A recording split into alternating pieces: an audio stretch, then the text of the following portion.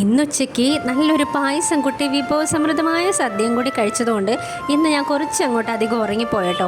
എന്തായാലും ഉറക്കം എഴുന്നേറ്റ് ഞാൻ നോക്കിയപ്പോൾ സമയം ഏകദേശം ഒരു വൈകുന്നേരമായി. ഇപ്പതാ ഈ ക്ലോക്കിലേക്ക് നോക്കുമ്പോൾ നിങ്ങൾക്ക് മനസ്സിലാവുന്നുണ്ടല്ലോ ഞാൻ ഏകദേശം എഴുന്നേറ്റൊരു സമയം. അങ്ങനെ ക്ലോക്കൊക്കെ നോക്കി നേരെ അടുക്കളയിലേക്ക് ചെന്നപ്പോൾ അച്ഛൻ അവിടെ ചക്ക റെഡിയാക്കുന്നുണ്ടായിരുന്നു കേട്ടോ. എന്നാൽ പിന്നെ ഞാനും കൂടി ചേർന്ന് ചക്കി അങ്ങ് ഒരുമിച്ച് റെഡിയാക്കാമെന്ന് വിചാരിച്ചട്ടോ.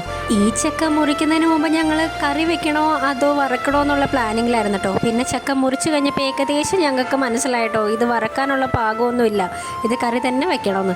അങ്ങനെ ദേ ചക്കയ്ക്ക് വേണ്ട സാധനങ്ങളൊക്കെ ഞാൻ ഞൊടിയിടയിൽ റെഡിയാക്കിയിട്ടുണ്ട്. അപ്പം നമ്മുടെ ഉള്ളിയും വെളുത്തുള്ളിയും സാധനങ്ങളൊക്കെ റെഡിയാക്കി വെച്ചിട്ടുണ്ട് കേട്ടോ.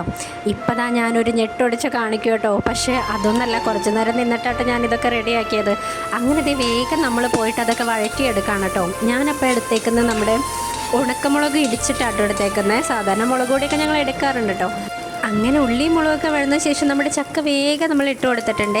ഇനിയിപ്പോൾ നമ്മൾ കുറച്ചൊരു വെള്ളം മിക്സ് ചെയ്താൽ മതി കേട്ടോ. സാധാരണഗതിയിൽ ഞങ്ങൾ വേവിച്ചിട്ടും ഇത് ഉള്ളിയും മുളകും വഴറ്റി ചേർക്കാറുണ്ട് കേട്ടോ. ഇത് ഇച്ചിരി കുഴയുന്ന ചക്ക ആയതുകൊണ്ടാട്ടോ ഞങ്ങൾ ഇങ്ങനെ ചെയ്തത്. ഇനിയിപ്പോൾ നമുക്ക് വേഗം പോയി കുളിച്ച് വരാം കേട്ടോ. കാരണം ഇനിയിപ്പോൾ വേറെ പരിപാടികളൊന്നുമില്ലേ.